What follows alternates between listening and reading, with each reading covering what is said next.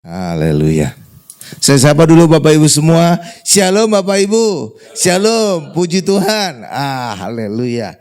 Saya senang berjumpa dengan Bapak Ibu. Apakah Bapak Ibu senang berjumpa dengan saya? Amin Bapak Ibu. Haleluya. Iya. Puji Tuhan. Saya akan membacakan 2 Petrus 1 ayat 2. Ayat ini berkata, kasih karunia dan damai sejahtera akan berlimpah di dalam kehidupan kita oleh pengenalan akan Allah dan Tuhan Yesus. Amin Bapak Ibu. Itulah sebabnya saya selalu mengkhotbahkan tentang Allah dan Tuhan Yesus agar setiap kita yang hadir, agar setiap jemaat yang menonton video khotbah ini akan mengalami kelimpahan kasih karunia dan damai sejahtera Allah. Amin. Nah, itulah sebabnya saya selalu berkhotbah tentang Allah dan Tuhan Yesus. Dan lebih ekstrimnya lagi, saya berkhotbah berurutan. Mulai dari Kejadian, Keluaran, Imamat, Bilangan, Ulangan, sampai kelak nanti selesai Wahyu. Haleluya. Tapi kesimpulannya harus Tuhan Yesus. Saya yakin di dunia itu gak ada gitu demikian. Gak ada. Saya udah lihat di YouTube gak ada ya. Nah sekarang kita perjanjian lama sudah selesai. Injil sudah selesai. Sekarang kita masuk kepada surat-surat. Dan ini adalah kitab ke-10. Ya, kitab ke-10 dalam perjanjian baru, kitab apa Bapak Ibu? Efesus. Itulah sebabnya judul khotbah kita hari ini adalah rahasia kitab Efesus. Amin Bapak Ibu. Judulnya adalah rahasia kitab Efesus. Apa judulnya Bapak Ibu? Rahasia kitab Efesus. Kemarin minggu lalu saya sudah mengkhotbahkan tentang kitab Galatia. Menurut saya, kitab Galatia itu kitab yang menurut saya yang terbaik dari seluruh kitab dari tulisan dari Rasul Paulus. Atau yang terpenting, ya. Orang lain bisa beranggapan lain, terserah. Tapi menurut saya pribadi, amin. Galatia adalah kitab yang paling penting. Kenapa? Karena pada kitab itulah dijelaskan secara dalam tentang anugerah dan hukum Taurat. Sehingga setiap kita yang membacanya, ya bisa cukup jelas lah. Amin Bapak Ibu. Karena itulah saya dorong kita untuk membaca kitab Galatia. Amin. Nah sekarang kita tiba pada kitab Efesus. Nah ini juga punya ciri khas. Punya ciri khas adalah bagaimana sebenarnya hidup orang Kristen di dalam Tuhan Yesus. Dalam kitab ini sangat jelas dijabarkan, dituliskan oleh Rasul Paulus. Karena itu juga saya dorong kita untuk membaca kitab Efesus. Amin Bapak Ibu. Ya, jadi sudah 2 kitab saya dorong. Galatia sama Efesus ya. Coba kita lihat betapa luar biasanya kitab ini ya. Ya. Haleluya. Karena itu Bapak Ibu coba kita lihat Efesus 1 ayat 3. Ya, Efesus 1 ayat 3.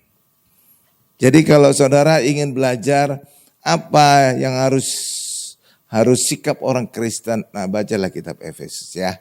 Bahkan juga hubungan suami istri juga dalam kitab Efesus juga ada dijelaskan. Dalam Efesus 5 ya. Jadi luar biasa kitab Efesus. Jadi 2 kitab ini yang saya lihat sangat penting dari surat Rasul Paulus. Galatia untuk kita mengerti tentang anugerah dan hukum Taurat.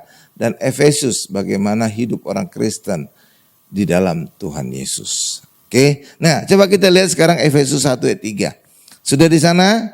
Nih saya bacakan ya Efesus 1 ayat 3. Terpujilah Allah dan Bapa Tuhan kita Yesus Kristus yang dalam Kristus telah mengaruniakan kepada kita segala, katakan dengan saya, segala berkat rohani di dalam surga. Haleluya. Iya. Kenapa bisa segala dikaruniakan kepada kita? Segala berkat rohani dari surga telah dikaruniakan kepada kita. Karena semuanya ada di dalam Yesus. Semua berkat itu ada di dalam Yesus. Dan hari ini kita percaya kepada Yesus, kita andalkan Yesus, maka segala berkat di surga rohani itu kita dapatkan. Bahkan kita alami secara jasmani. Bukan hanya rohani Bapak. Tadi kan berkat rohani kan? Ya kan? Berkat rohani kan? Tapi itu harus menjadi berkat jasmani agar kita benar-benar alami di dalam kehidupan kita hari demi hari. Dan bagaimana caranya? Itulah lewat iman kita kepada Tuhan Yesus. Oke Bapak Ibu, ya karena itulah luar biasa sekali lewat kita mengandalkan hidup di dalam Tuhan Yesus. Makanya saya selalu khotbahkan tentang Tuhan Yesus. Selalu kan, nggak ya Bapak ya, pasti tentang Tuhan Yesus. Kenapa? Karena di balik itu segala berkat rohani di surga kita alami. Bisa kita imani, maka kita alami secara jasmani. Kan luar biasa. Kalau khotbah yang lain, enggak Bapak Ibu. Iya, banyak sekarang kan khotbah tentang kehidupan sehari-hari kan. Iya kan? Iya. Itu kurang bermanfaat. Kenapa? Karena khotbah kehidupan sehari-hari itu mengajarkan bagaimana orang Kristen harus bersikap. Mengandalkan dirinya sendiri. Dan ketika orang Kristen mengandalkan dirinya sendiri, dia tidak mendapatkan hal yang maksimal di dalam kehidupan. Tapi ketika kita mengandalkan Tuhan, bahkan hal yang mustahil pun bisa kita alami. Karena di dalam Tuhan tidak ada yang mustahil. Gitu loh Bapak Ibu. Makanya hal yang mustahil juga seperti apa? Mujizat. Itu kan mustahil kan? Iya, bagaimana mungkin orang vonis operasi bisa bebas operasi? Bagaimana orang yang bangkrut bisa kembali dipulihkan? Luar biasa kan? Iya. Jadi hal mustahil juga bisa kita alami ketika kita berfokus kepada Tuhan Yesus. Karena apa? Bukan lagi terbatas oleh kekuatan kita, oleh hikmat kita, oleh kemampuan kita, oleh networking kita, oleh apapun di dalam diri kita. Tapi sekarang kita mengandalkan Tuhan yang luar biasa. Maka hal yang besar, hal yang mustahil juga bisa kita alami. Amin. Luar biasa.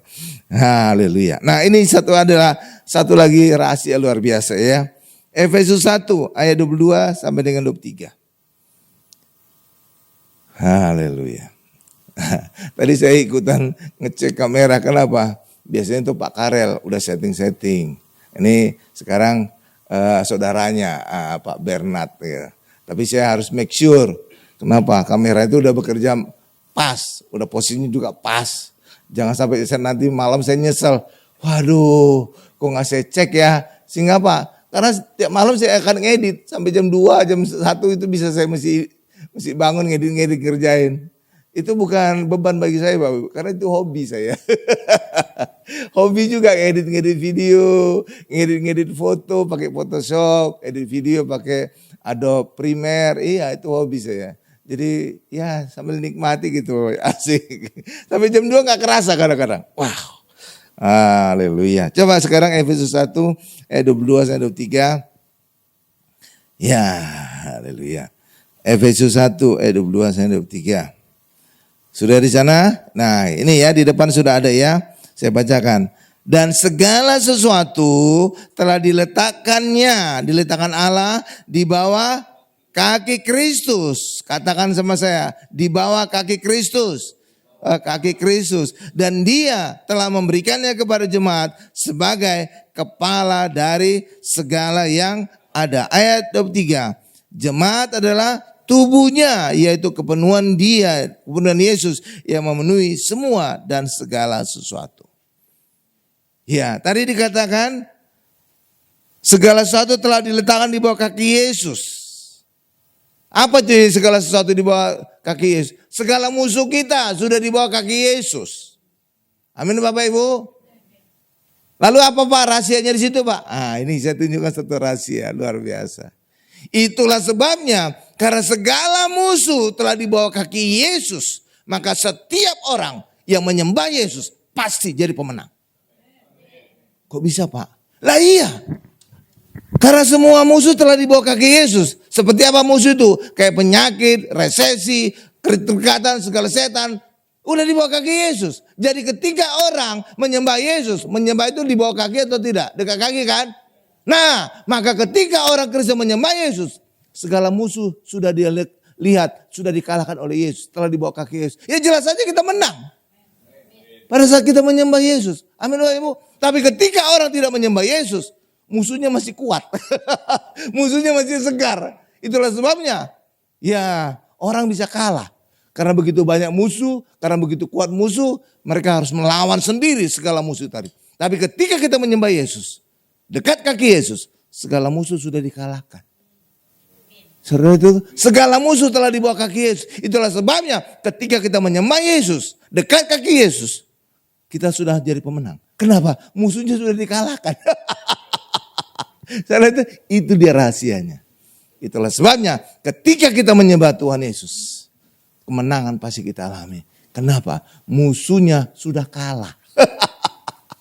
Tapi kalau tidak di luar Yesus, saudara harus hadapi sendiri itu musuh. Saya lihat itu. Karena demikian kuat musuh, karena demikian banyak musuh, kemungkinan besar saudara kalah. Tapi ketika saudara menyembah Tuhan Yesus, segala musuh sudah keok, udah KO di bawah kaki Yesus, maka saudara pasti jadi pemenang. Bahkan lebih dari pemenang. Maksudnya pengertian lebih dari pemenang itu apa sih Pak? Orang lain yang memenangkan, tapi kita turut mengalami kemenangan itu. Contoh, saya sering kali memberi contoh istri dari seorang petinju. Suaminya bertarung di ring, babak belur, berdarah-darah, bengkak-bengkak. Dia dapat hadiah nggak Bapak kalau menang? Dapat ya. Tapi sampai di rumah, istrinya berkata apa? Sayang, mana hadiahnya? Jadi istrinya inilah namanya lebih dari pemenang. Yang menang suaminya, menang tinju, tapi yang lebih dari pemenang istrinya, tinggal minta. Sayang, mana hadiahnya? Selain itu, hal yang sama juga dengan kita orang Kristen. Yang bertarung itu siapa? Yesus. Yang menderita itu siapa? Yesus. Yang mati itu siapa? Yesus. Tapi kita lebih dari pemenang. Kenapa? Karena kita tinggal minta, Tuhan Yesus berkati aku. Tuhan Yesus sembuhkan aku. Nah itu namanya lebih dari pemenang. Paham Bapak Ibu? Nah, iya, bukan kita yang bertarung. Tuhan Yesus yang bertarung. Tapi kita mendapatkan berkatnya. Kita tinggal berdoa, kita tinggal minta. Makanya orang Kristen disebut lebih dari pemenang. Paham Bapak? Itu maksudnya. Bukan kita yang babak belur, bukan kita yang menderita, tapi kita tinggal berdoa minta, Tuhan berkati aku. Tuhan sembuhkan aku. Tuhan lepaskan aku. Itulah namanya lebih dari pemenang. Amin. Seperti tadi istri petinju. Yang babak belur suaminya. Sampai di rumah, sayang hadiahnya mana? Amin Bapak Ibu. Amin, paham ya. Nah jadi jelas bagi kita. Oh maksudnya lebih dari pemenang itu toh Pak. Bukan kita yang menang, orang lain, tapi kita tinggal minta hasilnya. Paham? Nah kan gampang kan jadinya kan. Oh gitu toh maksudnya. Iya gitu. Enak ya. Nah hal yang sama juga dengan Yesus. Segala musuh telah dibawa telapak kaki Yesus. Yesus telah memenangkannya. Bagian kita yang menyembah Yesus tinggal minta. Tuhan berkati aku. Tuhan sembuhkan aku. Pasti kita akan dapatkan hasilnya. Karena segala musuh telah dibawa telapak kaki Yesus. Udah kalah semua kan? Coba kalau saudara gak nyembah Yesus. Musuhnya masih kuat. Musuhnya masih segar. Amin. Jadi saudara bertarung dengan segala musuh tadi. Kemungkinan besar saudara kalah. Ya kan? Nah, tapi ketika kita menyembah Yesus dan segala musuh telah dibawa telapak kaki Yesus, disitulah rahasianya. Kita akan menjadi lebih dari pemenang. Karena segala musuh kita telah dikalahkan oleh Yesus, sehingga bagian kita tinggal meminta, Tuhan berkati aku, Tuhan sembuhkan aku, Tuhan lepaskan aku, dan kita dapatkan. Amin Bapak Ibu. Luar biasa ya. Itulah namanya orang Kristen lebih dari pemenang. Bukan kita yang bertarung, Tuhan Yesus yang bertarung, berjuang, menderita dan mati di atas kayu salib. Tapi kita mendapatkan hasilnya. Itulah sebabnya orang Kristen disebut lebih dari pemenang. Tinggal minta.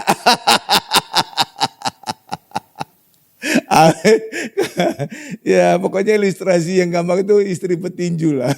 Yang babak belur suaminya kan. Babak belur bengkak-bengkak berdarah-darah. Sampai rumah, sayang mana hadiahnya.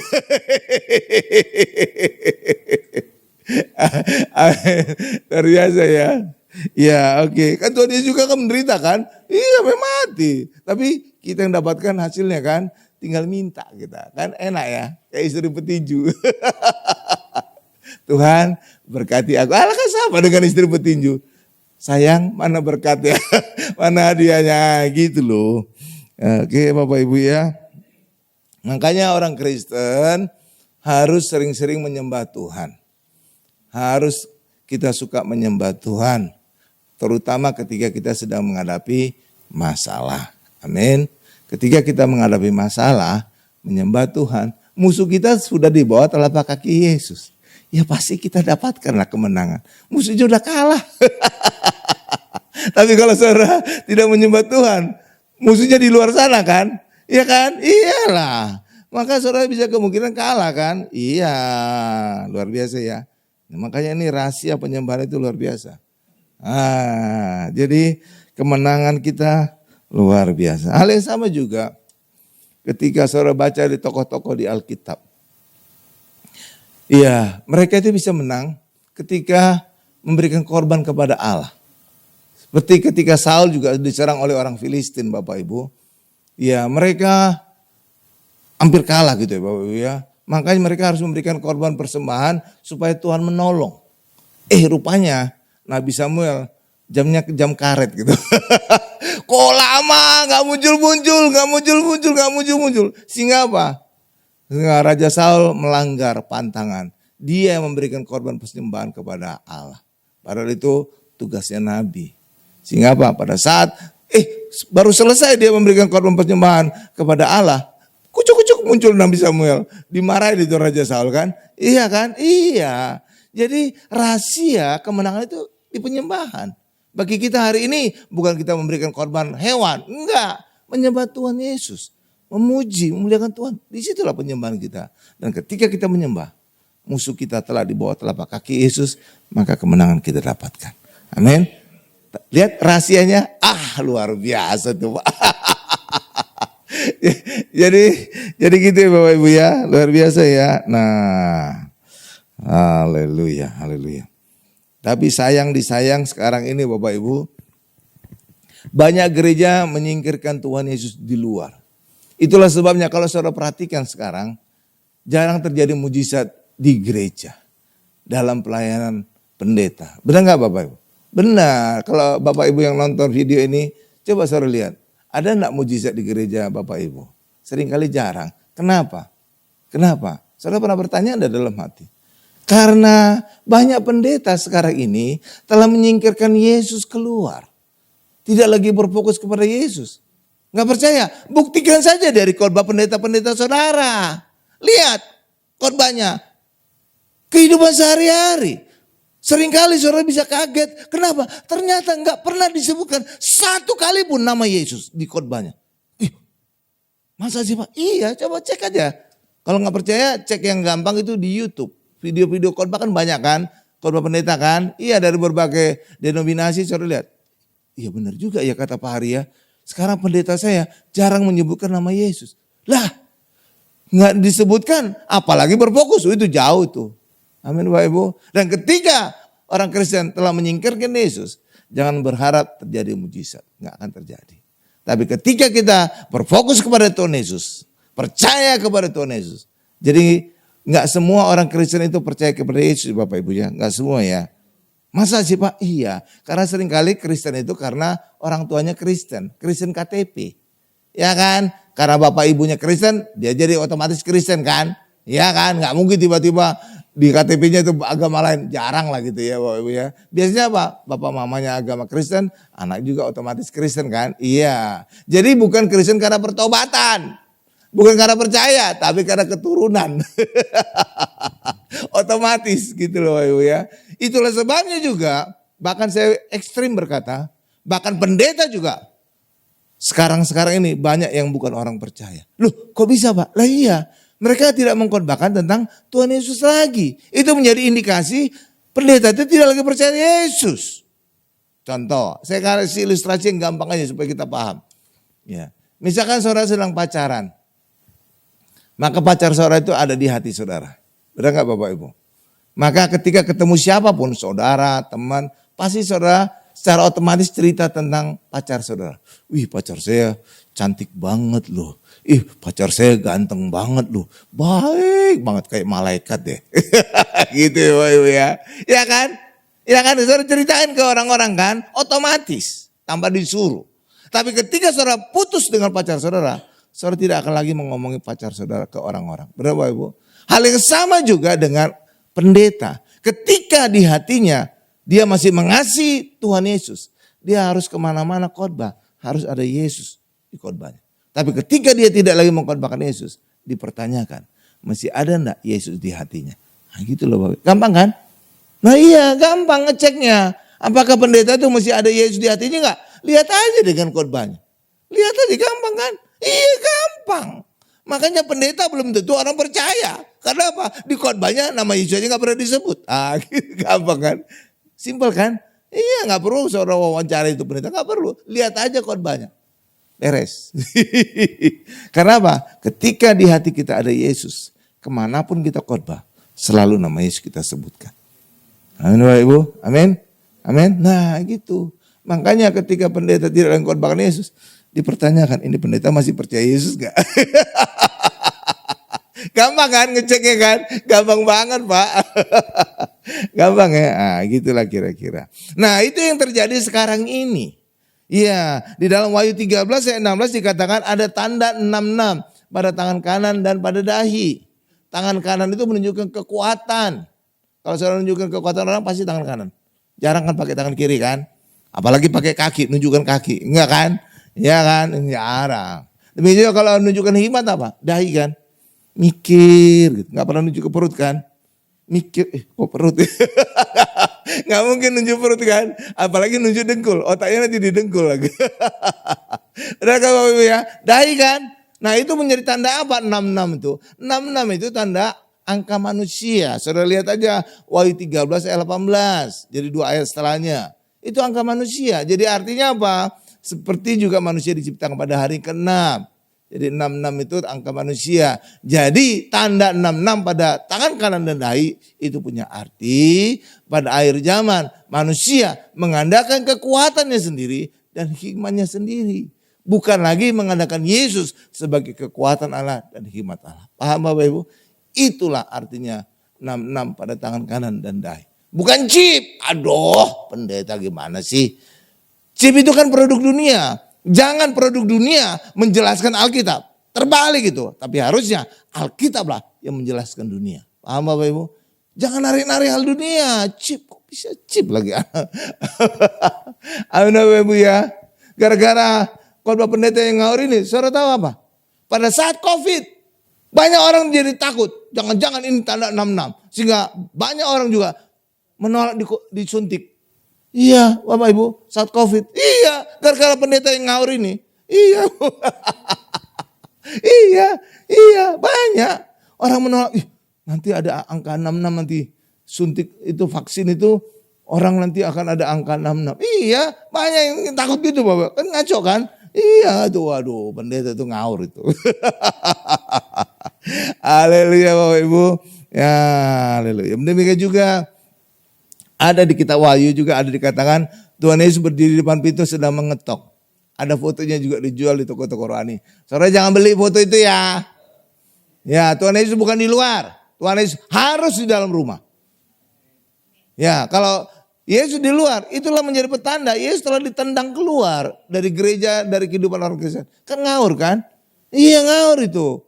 Iya makanya Wahyu 3 ayat 20 itu Tuhan Yesus berdiri di luar mengetok pintu. Jangan dibeli itu. Itu menunjukkan apa? Antikris menolak Yesus. Karena Yesus itu harus di dalam rumah, bukan di luar rumah. Yesus harus di dalam gereja, bukan di luar gereja. Amin Bapak Ibu. Iya, banyak kali orang nggak paham kan. Ya udahlah, sekarang jadi paham ya. Mudah-mudahan.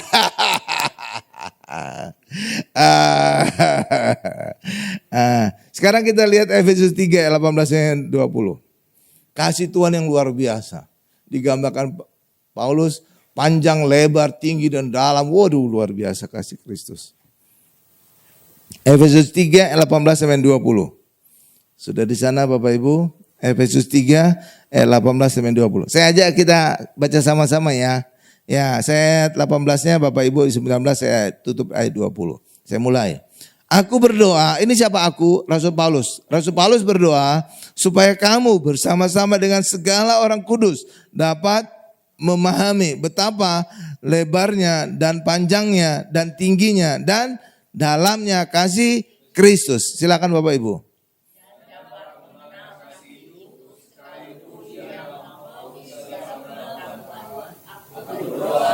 Supaya kamu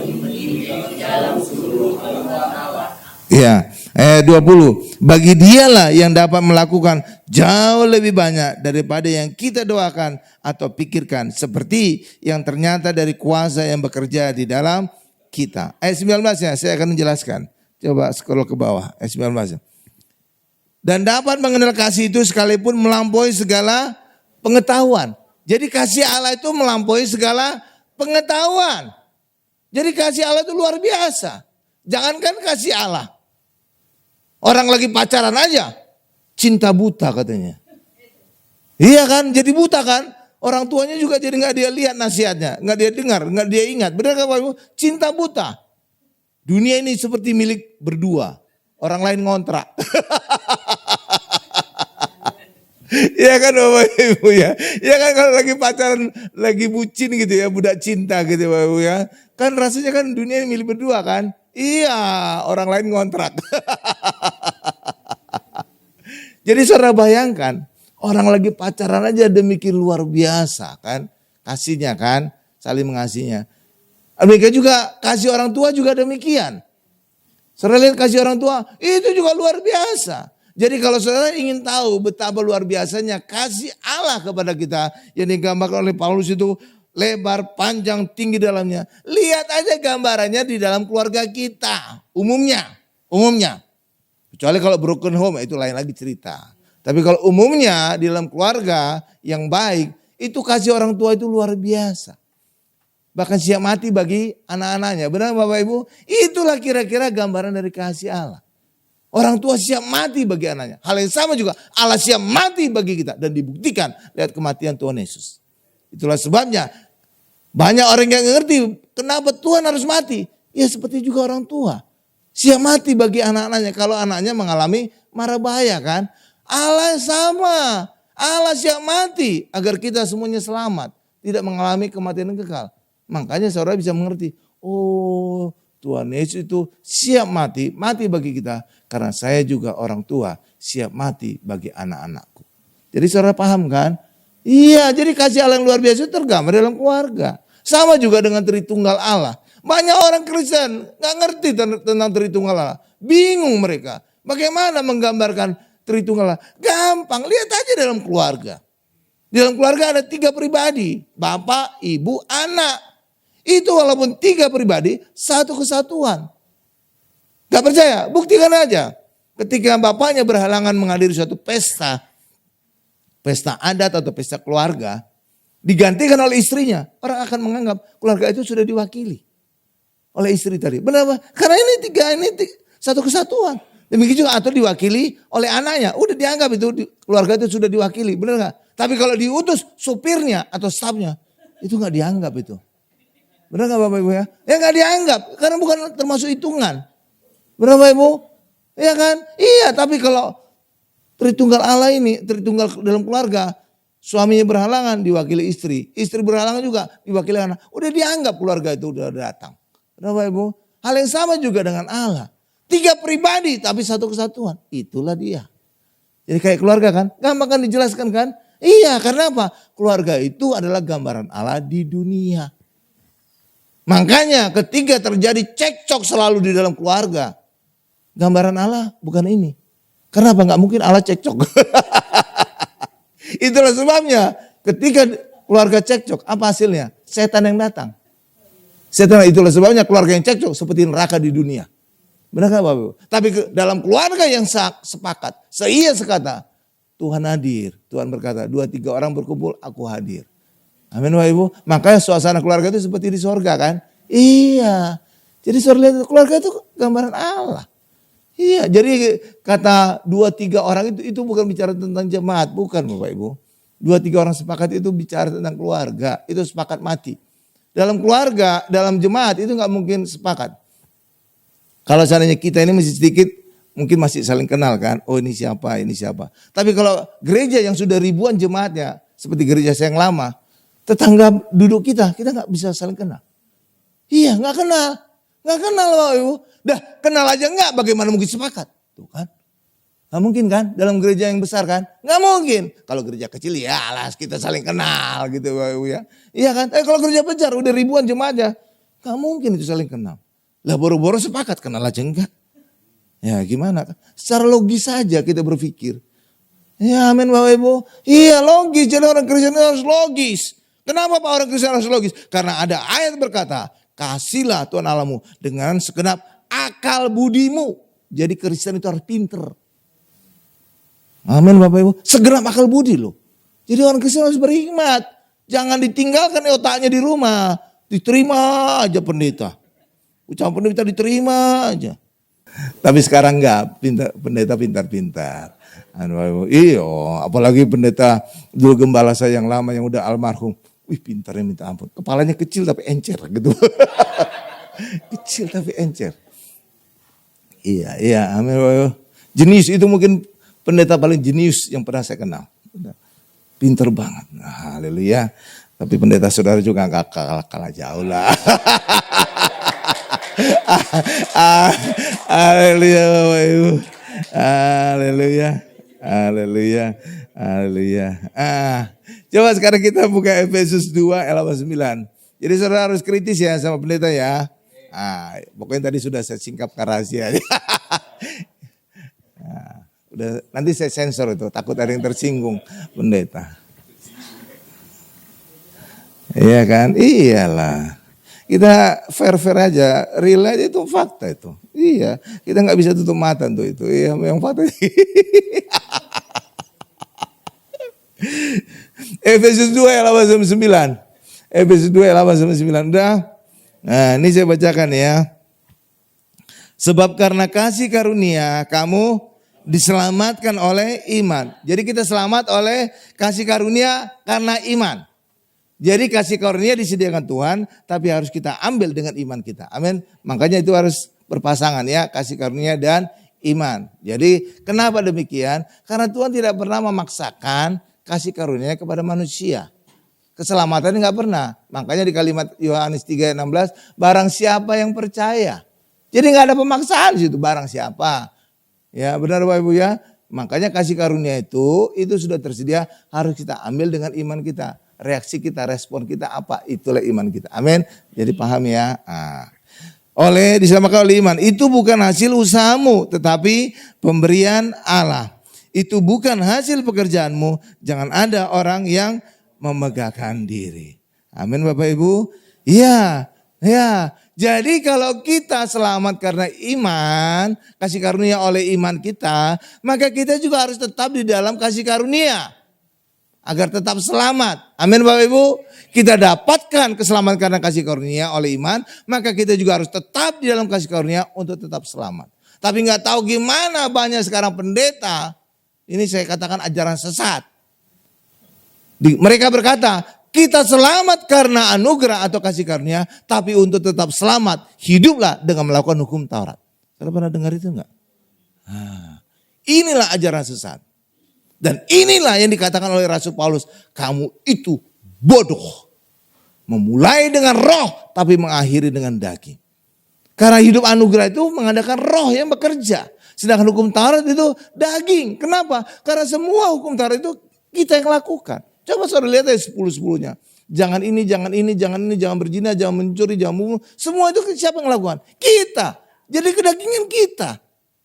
Jadi inilah yang ditegur oleh Rasul Paulus dalam Galatia 3 ayat 3. Bahwa kamu memulai dengan roh dan kamu mengakhirinya dalam daging. Itulah pendeta yang berkata kita selamat karena anugerah untuk tetap selamat dengan melakukan hukum Taurat. Inilah yang dikatakan oleh Rasul Paulus. Kamu itu bodoh. Bukan kata saya, kata Rasul Paulus. Kalau ingin protes saya Rasul Paulus. Amin Bapak Ibu. Iya dong. Iya itu dalam Galatia. Iya coba buka deh Galatia soalnya supaya Bapak Ibu ini bisa oh ya benar juga ada ayat ya. Bukan kata Pak Haris. Iya ada ayat. Galatia 3 ayat 3. Iya. Galatia ayat 3 nih saya bacakan ya. Galatia 3 ayat 3. Adakah kamu sebodoh itu? Jadi sebodoh itu artinya sangat bodoh. Bukan hanya bodoh, sangat bodoh. Sebodoh itu. Iya lebih dari bodoh itu ya. Ya, very stupid gitu.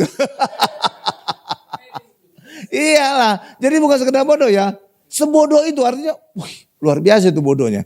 Sebodoh itu, kamu telah memulainya dengan roh. Dan maukah kamu sekarang mengakhirinya di dalam daging. Inilah yang dikatakan oleh banyak pendeta tadi.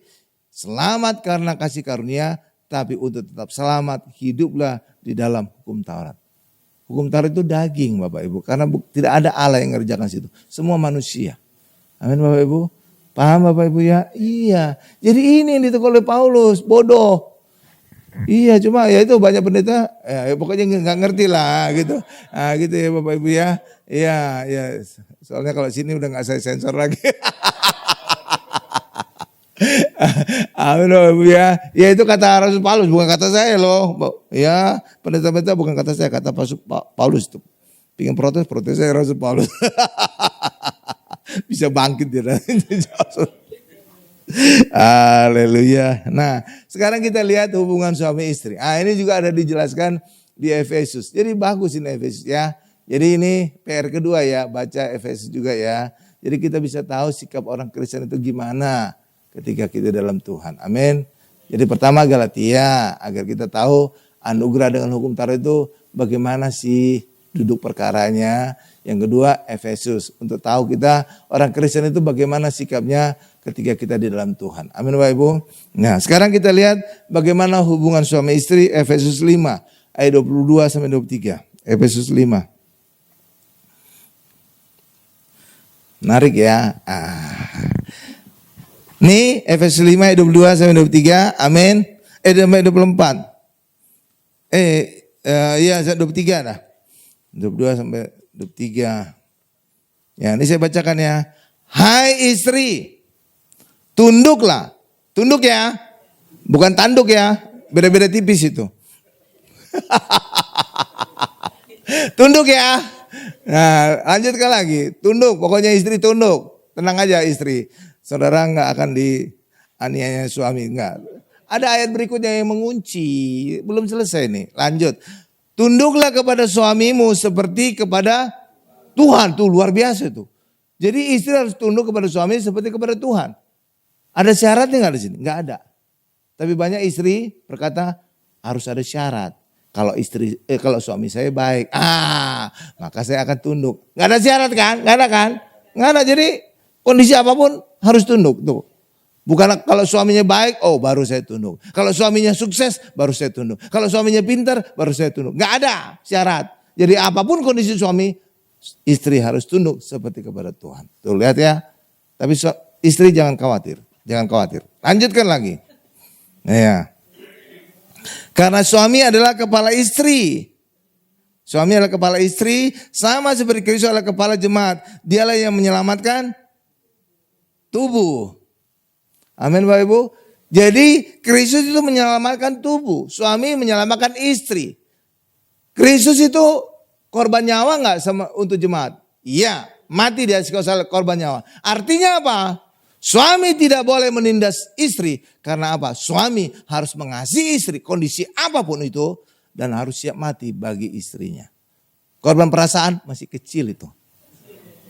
Sampai korban nyawa. Kan Kristus kan? Nah jadi gitu imbang. Istri tunduk kepada suami. Suami mengasihi istri. Siap korban nyawa. Seperti Kristus korban nyawa kepada jemaat. Jadi imbang. Nggak ada saling menganiaya. Nggak ada saling menindas. Istri tunduk betul. Tapi suami tidak bisa sewenang-wenang. Kenapa? Karena suami juga harus mengasihi istri. Seperti Kristus mengasihi jemaat. Yang korban nyawa. Jadi kalau korban perasaan masih kecil itu. Amin. Amin suami-suami. Kalau korban perasaan masih kecil. Belum apa-apa itu. Korban nyawa juga harus siap suami. Amin. Jadi artinya apa? Artinya apa? Suami tidak boleh menindas istri. Karena apa? Suami harus mengasihi istrinya seperti Kristus mengasihi jemaat. Yang siap mati baginya. Kalau itu. Jadi imbang ya. Imbang. Jadi Tuhan itu imbang. Jadi nggak mungkin istri ditindas oleh suami. Kenapa? Karena walaupun tunduk, suami juga harus mengasihi istri siap korban nyawa. Jadi imbang. Amin. Tapi di sini juga ada satu hal yang rahasia. Rahasianya apa? Tuhannya harus sama. Istri tunduk kepada suami mengacu kepada Tuhan. Suami mengasihi istri juga mengacu kepada Kristus atau Tuhan. Benar Bapak Ibu? Itulah sebabnya karena mengacu kepada Tuhan yang sama. Jangan beda agama. Kalau beda agama Tuhannya nanti beda. Amin Bapak Ibu. Lah iya dong, acuannya sama. Istri tunduk kepada suami seperti kepada Tuhan. Dan suami mengasihi istri seperti Kristus mengasihi jemaat. Jadi Tuhannya harus sama. Kalau beda agama beda nanti Tuhannya. Nah, cara lihat. Ya kan. Dan ada satu lagi rahasia kedua. Istri tahu tunduk kepada suami seperti kepada Tuhan. Kalau dia mengalami kasih Tuhan lebih dulu. Dipenuhi oleh Tuhan dulu. Kalau seandainya dia tidak tahu kasih Tuhan. Bagaimana dia cara tahu tunduk kepada suami? Itu. Hal yang sama juga dengan suami. Bagaimana suami bisa mengasihi istri seperti Kristus mengasihi jemaat kalau dia sendiri tidak pernah mengalami kasih Tuhan? Amin Bapak Ibu. Jadi suami istri harus juga rajin ke gereja. Harus juga mengandalkan Tuhan. Harus juga dipenuhi oleh kasih Tuhan. Agar mereka tahu bersikap benar sebagai suami istri. Paham lihat itu Bapak Ibu? Iya, lah iya dong. Istri tahu tunduk kepada suami kan, kalau dia juga mengalami Tuhan kan, dipenuhi Tuhan kan. Suami juga demikian, dia tahu mengasihi istrinya, kalau dia juga dipenuhi oleh kasih Tuhan. Amin. Nah iya, luar biasa ya. Jadi bukan hanya satu agama, tapi mereka juga harus dipenuhi oleh Tuhan. Agar mereka tahu bersikap yang benar sebagai pasangan suami istri. Paham Bapak Ibu? Tuh luar biasa ya. Luar biasa. Nah, sekarang kita berikutnya. Haleluya, haleluya. Haleluya. Ya. Demikian juga perlengkapan senjata Allah. Banyak sekali dijabarkan di dalam Efesus 6 ayat 11 ayat 18. Ini saudara baca di rumah lah. Kita orang Kristen harus memakai seluruh perlengkapan senjata Allah. Benar Bapak Ibu? Iya kan? Tapi saudara gak usah bingung. Satu kunci aja saudara pegang itu sudah termasuk semua. Dan itu adalah iman. Ketika saudara iman kepada Tuhan Yesus, maka saudara mengandalkan Tuhan di dalam kehidupan saudara. Karena iman itu artinya bukan saudara yang melakukan, tapi Tuhan yang melakukan. Tapi kalau hukum Taurat saudara melakukan sendiri, makanya di dalam hukum Taurat bukan dasarnya iman. Galatia 3:12. Dasar hukum Taurat bukan iman. Kenapa bukan iman? Karena kita yang ngerjakan sendiri semuanya. Tapi ketika kita mengandalkan Tuhan yang bekerja seluruhnya, maka itulah iman. Makanya orang Kristen disebut orang yang beriman. Kenapa? Kita mengandalkan Tuhan Yesus dalam kehidupan kita. Amin Bapak Ibu. Jadi seluruh perlengkapan senjata Allah tadi, nggak usah saudara pusingkan. Pegang aja satu, itulah iman. Ketika kita mengandalkan Yesus, udah termasuk seluruh perlengkapan senjata Allah. Kenapa? Karena Yesusnya sudah kita andalkan. Seluruh Yesus sudah kita percaya. Kan udah termasuk semua perlengkapan senjata Allah kan? Lah iya dong. Sama seperti tadi, segala berkat di sorga, rohani, itu ada di dalam Yesus. Lah iya, dapat Yesus dapat segala berkat. Kenapa Ibu? Lah iya dong, karena di dalam Yesus ada semua. Dalam Yesus ada semua. Saudara butuh apa? Keselamatan, dalam Yesus ada keselamatan. Saudara butuh apa? Berkat. Yesus kaya menjadi miskin, akhirnya kita berkati. Lihat. Kesembuhan, oleh bilur Yesus kita sembuh. Lihat itu, apa lagi? Yesus memenangkan kita dari segala setan, dari perbudakan setan. Lihat itu. Jadi segala kebutuhan kita ada di dalam Yesus. Maka dapat Yesus, dapat semuanya. Lihat itu. Nah, sama sekarang itu akan nanti ada November ini, ya, bulan inilah, tanggal berapa itu akan ada pilkada ya. Kenapa orang berebut menang pilkada? Saudara tahu apa? Kenapa sampai mereka berjuang mati-matian? Kadang-kadang ngutang sana sini. Sampai kalau ketika mereka kalah mereka stres. Oh, bagaimana bayar utangnya ini?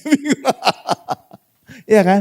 Saudara tahu kenapa mereka demikian semangat untuk jadi pemenang? Karena ketika mereka menang pilkada, semuanya mereka dapatkan. Jabatan, fasilitas, gaji, kehormatan, segalanya mereka dapatkan. Jadi menang dapat semua. Hal yang sama juga kita dalam Kristus. Dapat Yesus dapat semuanya. Karena dalam Yesus ada semuanya. Amin Bapak Ibu. Iya kan? Lihat perbandingannya. Iya, makanya kan orang kan semangat banget kan untuk menang kan pilkada kan. Lah ya, terutama kita harus semangat mendapatkan Yesus. Karena dalam Yesus ada semua. Lebih dari yang ditawarkan oleh jadi pemenang dari pilkada. Amin Bapak Ibu. Iya dong.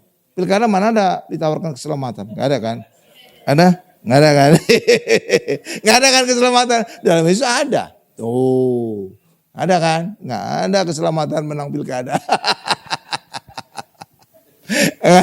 Makanya kita harus lebih semangat lagi untuk mengandalkan Yesus. Mendapatkan Yesus. Karena dalam Yesus dapat semuanya. Paham Bapak Ibu? Tuh. Haleluya, haleluya. Ya, Sekarang kita baca ayat terakhir Efesus 4 ayat 3 sampai dengan 6. Sejauh ini saudara mendapatkan berkat ya, luar biasa ya. Banyak singkapan ya, puji Tuhan, puji Tuhan. Ya, jadi segala perlengkapan senjata Allah, saudara berfokus saja kepada iman, udah dapat itu semua perlengkapan senjata Allah. Amin. Jadi ketika kita mengadakan iman, artinya apa? Kita mengadakan perbuatan Tuhan Yesus, mengadakan Yesus. Amin. Bukan lagi mengadakan kekuatan kita, upaya kita. Amin. Jadi dapat semua itu, jadi otomatis. Efesus 4 ayat 3 sampai 6. Ya, ini ayat terakhir kita ya. Efesus 4 ayat 3 sampai 6. Atau kita baca sama-sama lah. Ini ada beberapa ayat. Jadi saya ayat 3 mulai ganjil, nanti Bapak Ibu yang genap ayat 4. Dan berusahalah memelihara kesatuan roh oleh ikatan damai sejahtera. Bapak Ibu.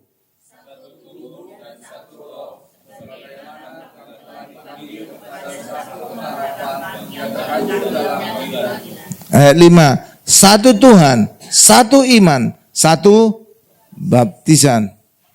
Ya.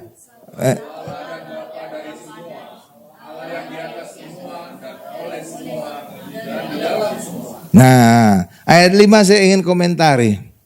Ayat 5 dikatakan satu Tuhan, itu benar. Satu iman, itu benar. Satu baptisan. Nah, ini seringkali disalah artikan orang bahwa kita cukup sekali dibaptis. Benar gak Bapak Ibu ya? Cukup sekali ya.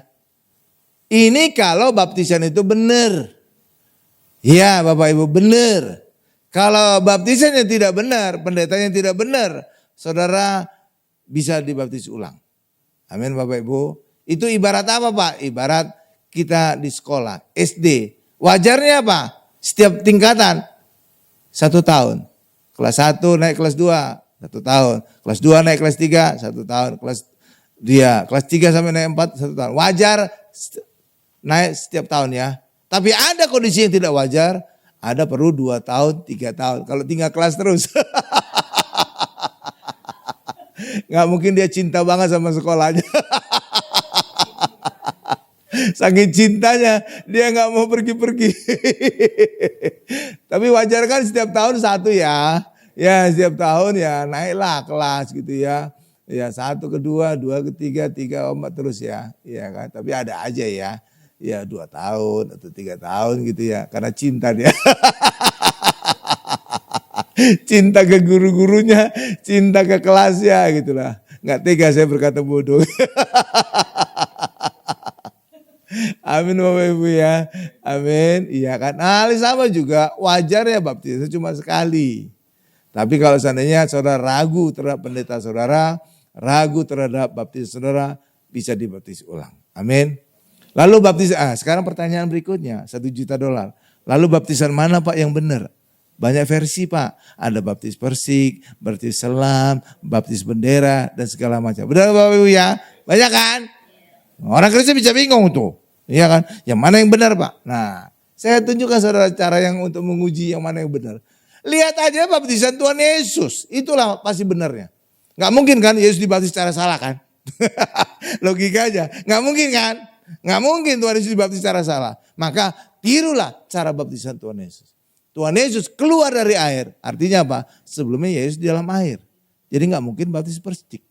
Pasti baptis selam. Gampang kan? Iya, jadi bukan kita berpihak kepada satu jenis baptisan. Enggak. Contohnya Tuhan Yesus. Enggak mungkin baptisan Yesus salah. Enggak mungkin. Bapak Ibu, demikian juga pada saat Tuhan Yesus dibaptis. Itu kan hadir Tritunggal Allah. Allah Bapa hadir dalam bentuk suara. Inilah anakku yang kukasih, kepadanya aku berkenan. Benar Bapak Ibu? Allah Bapa. Roh Kudus hadir nggak? Hadir dalam wujud burung merpati. Lalu Tuhan Yesusnya, ya itulah yang dibaptis. Jadi Tritunggal Allah hadir. Maka baptisan benar harus menghadirkan Tritunggal Allah ini. Iya dong. Acuannya harus Tuhan Yesus. Jangan baptis yang lain. Mungkin pendapat pendeta enggak. Pokoknya Tuhan Yesus. Karena apa? Tuhan Yesus tidak mungkin salah baptisannya. Itu aja pegangan kita.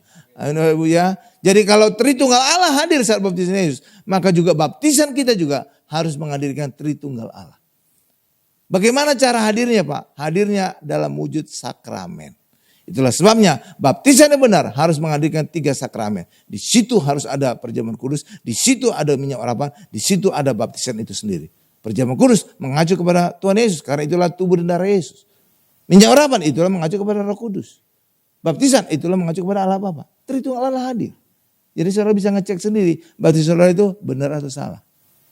Amin. Acuannya harus baptisan Tuhan Yesus. Kenapa? Karena baptisan Tuhan Yesus tidak mungkin salah. Paham? Gampang kan ngeceknya kan? Itu terserah saudara lah. Gampang kan? Jadi saudara bisa nilai. Oh iya, baptis saya kayaknya bukan gitu deh. Saudara bisa dibaptis ulang. Jadi tidak ada larangan untuk dibaptis kembali. Kalau baptisan yang sebelumnya itu salah. Amin. Untuk tahu salah atau benar, cek saja baptisan Tuhan Yesus. Karena baptisan Tuhan Yesus tidak mungkin salah. Paham? Nah, demikian juga anak kecil boleh dibaptis ya? Enggak, karena apa? Baptisan itu selalu dikaitkan dengan pertobatan. Amin Bapak Ibu. Anak kecil belum ngerti pertobatan. Oke, itulah sebabnya ada sakramen khusus juga untuk bayi-bayi atau anak kecil. Namanya sakramen penyerahan anak. Jadi iman orang tua lah yang membawa anak kita ini kepada Tuhan. Tuhan, ini selain anakku juga adalah anakmu juga. Pelihara Tuhan, jaga sehingga bebas mara bahaya celaka. Jadi saudara bisa tenang. Dimanapun anak saudara, saudara nggak perlu khawatir. Amin. Karena nggak mungkin kita orang tua menjaga anak kita 24 jam kan. Ya siapa kita bisa bangun 24 jam. Ya kan udah pelihara Tuhan. Tuhan tidak pernah tidur. Amin Bapak Ibu. Iya jadi jaga terus. Mantap. Makanya serahkan kepada Tuhan. Maka semuanya aman terkendali. Amin Bapak Ibu. Nah gitulah Bapak Ibu. Tapi demikian juga perjamuan kudus juga. Itu banyak sekali versi ya. Iya kan ada versi lambang. Ada versi benar-benar itu benar. Cek aja perjamuan kudus dari Tuhan Yesus. Itulah standar kebenaran. Jadi saudara nggak perlu berdebat dengan orang-orang. Lihat aja bagaimana Tuhan Yesus melakukan perjamuan kudus. Tiru, persis. Udah benar itu pasti. Nggak mungkin perjamuan kudus Yesus juga salah. Udah nggak Bapak Ibu?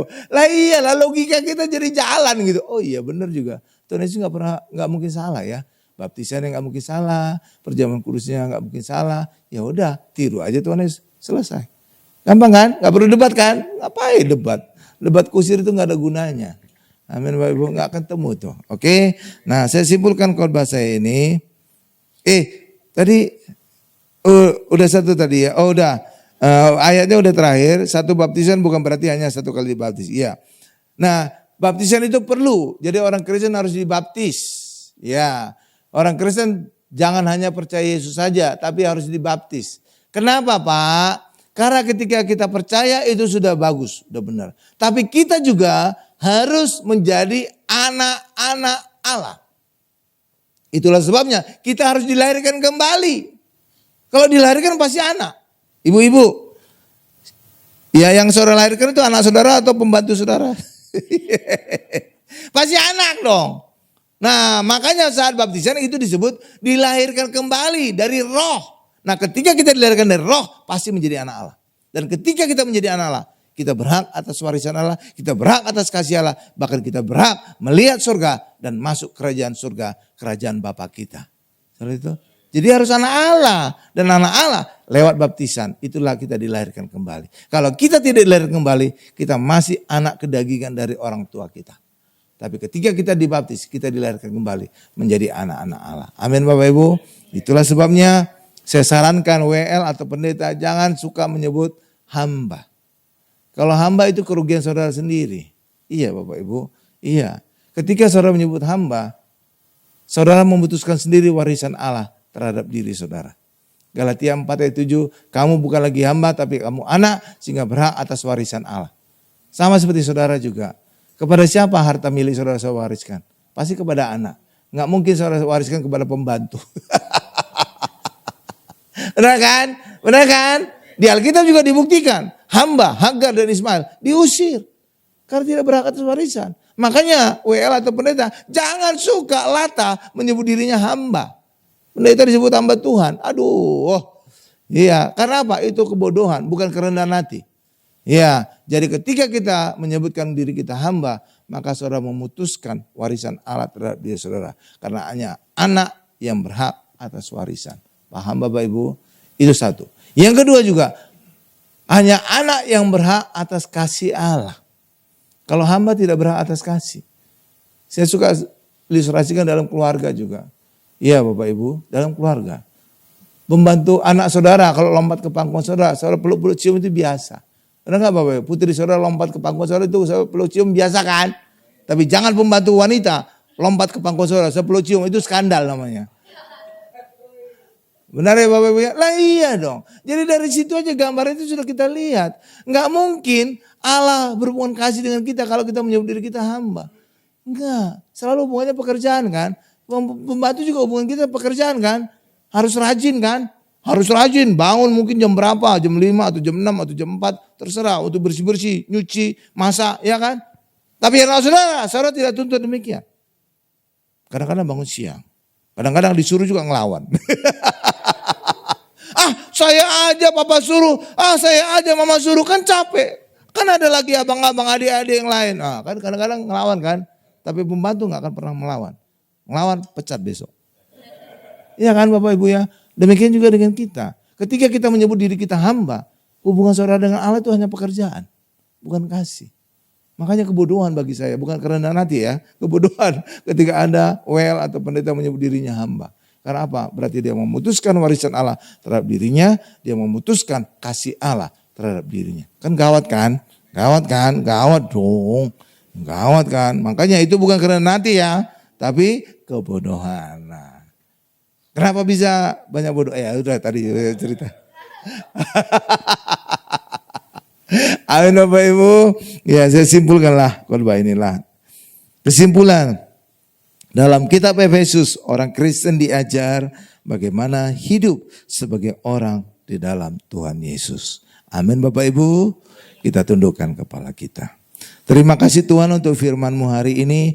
Kami mendapatkan singkapan tentang rahasia kitab Efesus. Kami belajar banyak hal, disingkapkan banyak rahasia Tuhan tentang kitab Efesus.